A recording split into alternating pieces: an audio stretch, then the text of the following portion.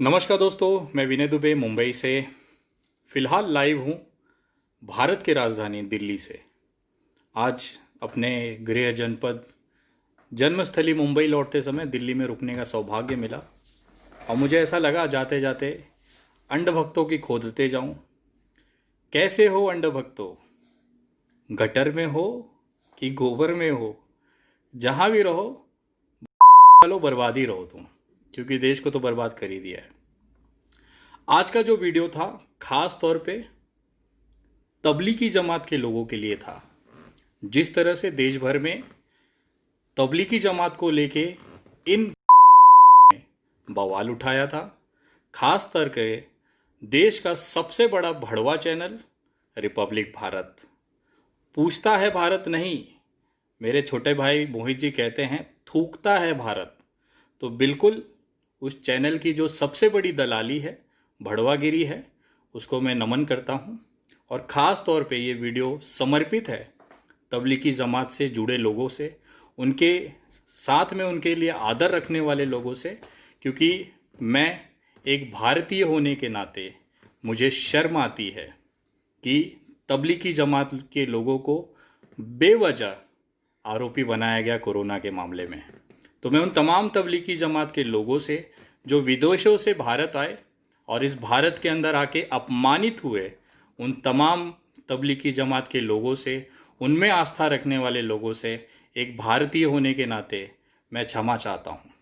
मैं उनको सॉरी कहना चाहता हूँ और इसके लिए आप तमाम लोगों से कहता हूँ कि अगर आपके दिल में कोई भी इच्छा हो तो #सॉरी तबलीगी जमात आप चला सकते हैं। कोई ज़बरदस्ती नहीं, हमें ट्रेंड नहीं करना है, लेकिन एक भारतीय होने के नाते हमें ये जिम्मेदारी होती है। हमारे देश में आए हुए मेहमान के साथ इतनी बुरी तरह से बर्ताव किया गया, उनको उठा के जेल में रखा गया, उनको बेइज्जत किया गया, एक अपराधी के तौर पे उन्हें देखा गया। उसको कहीं ना कहीं देखते हुए ये हमारे लिए शर्म की बात है, हमारे देश के लिए शर्म की बात है कि हमने अपने आए हुए मेहमानों के साथ इस तरह का बर्ताव किया।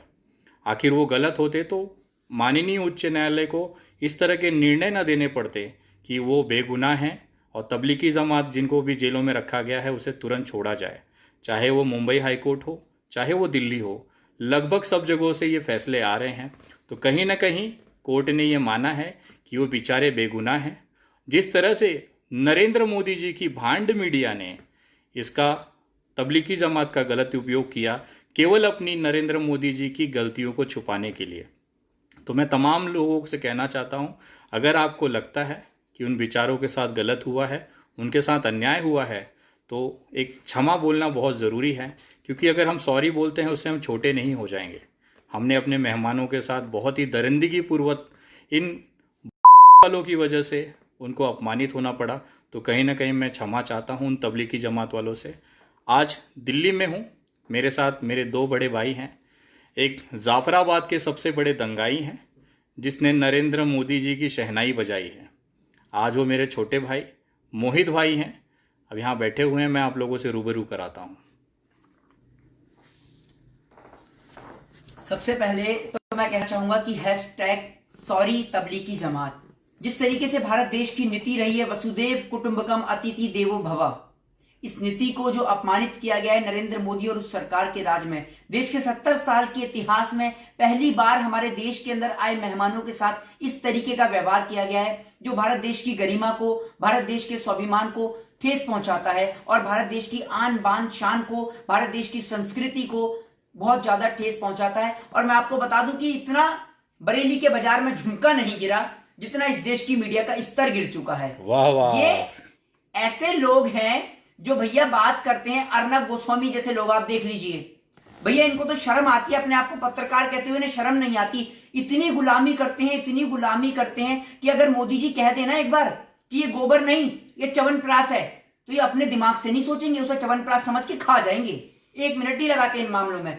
पूरे देश के अंदर जो हमारे देश की स्थिति को जो इन्होंने शर्मसार कराए, तो सबसे पहले जिस तरीके से विनय भाई ने बोला कि #सॉरी तबलीगी जमात, तो भाई हम लोग दिल से सॉरी बोलते हैं। हम लोग शर्मिंदा हैं इस बात के लिए कि एक विदेश से आया नागरिक जो हमारे देश के अंदर आता है, अपने अमन चैन शांति भाईचारे की कामना करने के लिए जमात में आता है और यहाँ आता है और इस तरीके से कैद हो जाता है कोर्ट के माध्यम से, न्यायपालिका के माध्यम से, तो बॉस हम शर्मसार हैं, हम दिल से शर्मिंदा हैं और हम अपनी गलती की माफी मांगते हैं। हम इन अंधभक्तों से तो कहेंगे नहीं, जिनमें मोटी बुद्धि के लोग हैं, इनमें इतनी चर्बी घुसी हुई है कि ये लोग कहते हैं कि भैया मैं नोट नहीं लूंगा क्योंकि नोट पे थूक लगाने से कोरोना फैल जाता है, इसलिए मैं नोट नहीं लूंगा। इन जैसे महानुभावों का तो क्या कहना, तो भैया ये तो सॉरी बोलेंगे नहीं।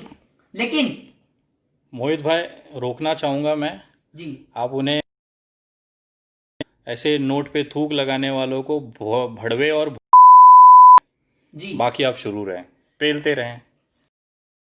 के लिए ये लातों के भूत हैं, इन्हें प्यार से भाषा कर रहे, तो सोच लीजिए आप उनके लिए किस तरीके की लैंग्वेज का प्रयोग किया जाना चाहिए। मेरा मानना है कि अब देश के अंदर इन जैसे लोगों के लिए अगर कोई प्यार से शब्दों का इस्तेमाल करता है ना, तो वो इनकी नजर में सबसे बड़ा पागल है, सबसे बड़ा चूतिया है, जो इनके लिए प्यार से शब्दों का इस्तेमाल कर रहा है। भड़वा भड़वा। विनय भाई, मैं आपको एक बात बता दूं कि भैया ये हमारे देश की आन बान शान और स्वाभिमान और गौरव की बात है कि लोग हमारे देश के अंदर आते हैं घूमने फिरने के लिए, हमारे देश की चीजों को, हमारे देश की धरोहर को देखने के लिए, लेकिन ये तो लगातार हर एक चीज को नीलाम कर देते हैं। विनय भाई, आपको भी पता होगी, और दिल्ली के अंदर हम तो जो मेन राजधानी में रहते हैं, तो आपको भी इस बात के लिए पता है कि कितने लोगों को यहाँ जमातियों के तौर पे परेशान किया गया था, उन्हें मारा पीटा गया था। बॉस, कभी ये मॉब लिंचिंग का कॉन्सेप्ट तैयार करते हैं, कभी ये हिंदू मुस्लिम के नाम पे।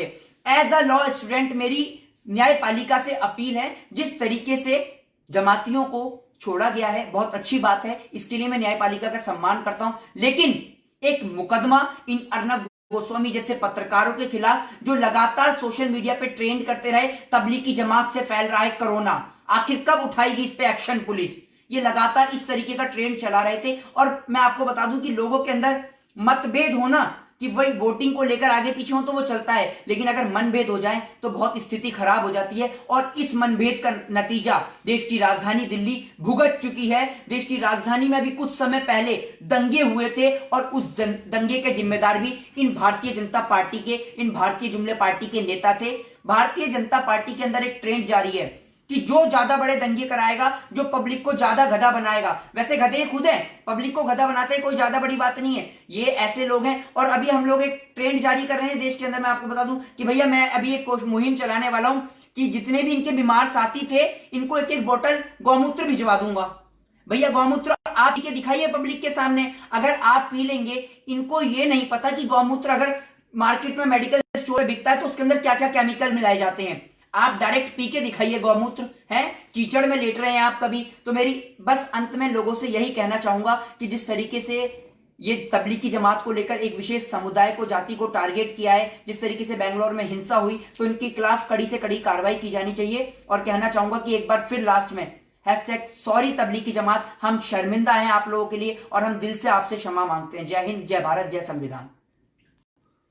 शुक्रिया अदा करता हूं जो भाजपा गोरे अंग्रेजों की नाजायज औलादों की सरकारों ने और नाजायज औलादों के भरवा दल्लों ने देश में अमन भाईचारा समाप्त करने के लिए 17% मुसलमानों को टारगेट बनाने के लिए देश में जिस तरीके से मुहिम छुपा रखा था, गधा तो गधा ही रहा, चाहे उस पर अरबों रुपए फूंक दिए गए, देश को बर्बाद कर दिया गया। इनको बताना होगा ये साबरकर की औलादों को, गोरे अंग्रेज की नाजायज औलादों को, काले अंग्रेजों को, कि तबलीगी जमात के बहाने जिस तरीके से जब कोरोना का मामला 7 नवंबर को चाइना में पहली बार मालूम हुआ और 30 जनवरी को हिंदुस्तान में मालूम हुआ, तो क्यों भारत सरकार छुपाती रही? देश को गर्त में ढकेलने का नरेंद्र मोदी की सरकार ने काम किया, जो सैकड़ों सालों से तबलीगी जमात का जमावरा निजामुद्दीन पुलिस स्टेशन के बगल में लगता रहा। तारीपार गृह मंत्री की मंत्रालय, तमाम सीबीआई, आईबी जैसी संस्थाएं, दिल्ली पुलिस के लोग, होम सेक्रेटरी, होम मिनिस्टर सारे जवाबदेह थे। वो उन्होंने अपनी विफलताओं को छुपाने के लिए क्या कर रहा था नागरिक उड्डयन मंत्रालय? जब बाहर के देशों से जो हमारे अतिथि आ रहे थे, जो भारत को अतिथि देवो भव के भारत के रूप में जाना जाता है, जो भारत विश्व वसुधैव कुटुंबकम के नाम से जाना जाता है, इस गोरे अंग्रेजों की नाजायज औलादों ने भारत को छवि को धूमिल करने का कुत्सित प्रयास किया था, जिसको देश की जनता ने लात मार के भगाया। मैं फिर से कहना चाहता हूं, मैं तबलीगी जमात के लोगों को माफी मांगता हूं कि हमारे देश में गोरे अंग्रेजों की नाजायज औलादों के द्वारा जिस तरीके से आपको प्रताड़ित किया गया, आपके ऊपर जुल्म ढाए गए, इसके लिए हम माफी के पात्र हैं। भाजपा, आरएसएस और देश के दलाल मीडिया के भरवे पत्रकार, दल्लो पत्रकारों को जो रात दिन सिर्फ यही दिखाते थे कि तबलीगी जमात कोरोना बम, इस पर जांच।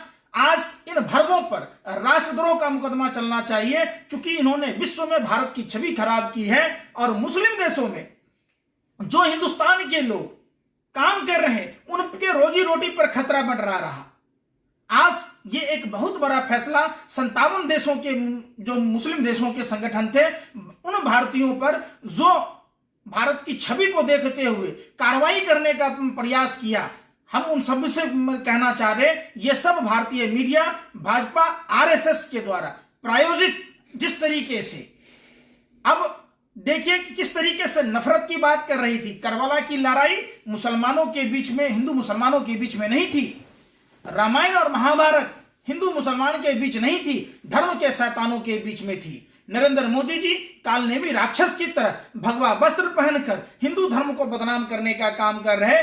देश के सभी जाति, सभी भाषा, सभी प्रांत के लोगों से इन निकम्मे निकारों लोगों पर बिल्कुल भरोसा नहीं करने की जरूरत है। हम सब हिंदू, मुस्लिम, सिख, ईसाई आपस में भाई भाई एक होकर रहें, मजबूत अपने देश को करें।